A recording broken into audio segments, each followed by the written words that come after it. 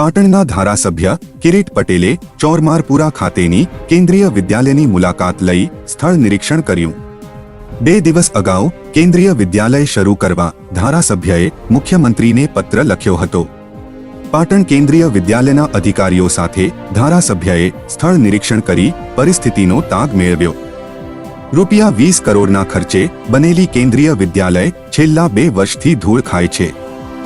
વાલીઓની અનેક રજૂઆતો છતાં પણ 2 વર્ષથી આ સ્થળ ઉપર શૈક્ષણિક કાર્ય શરૂ થયું નથી।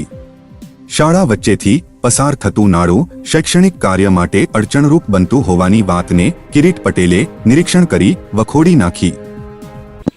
સવારે કેન્દ્રીય વિદ્યાલયના પ્રિન્સિપાલશ્રી સાથે મુલાકાત થઈ અને અત્યારે એમના સ્ટાફ સાથે અમે અહીં આવ્યા છીએ। જે પ્રમાણે એમની રજૂઆત છે એ પ્રમાણે જે સુજલામ સુફલામનું પાણી સ્કૂલની વચ્ચેથી પસાર થાય છે। હાલ જગ્યા ઉપર જોવા જઈએ તો જો સ્કૂલ અહીંયા શરૂ કરવામાં આવે તો કંઈ વાંધો આવે એવું દેખાતું નથી, પરંતુ શા માટે અહીં શરૂ કરવામાં આવતી નથી એ વિચારવાનો પ્રશ્ન છે।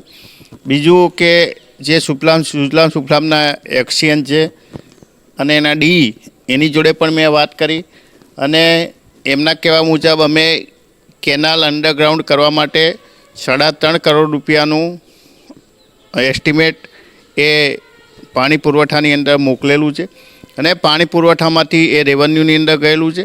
એ તમામ ડોક્યુમેન્ટ્સ મેં મંગાવ્યા છે અને આવતા મંગળવારે હું મુખ્યમંત્રી અને જે તે સંબંધિત અધિકારીઓ છે એને મળી અને ઝડપીમાં ઝડપી આ સ્કૂલ શરૂ થાય એના માટેના પ્રયાસો કરીશ।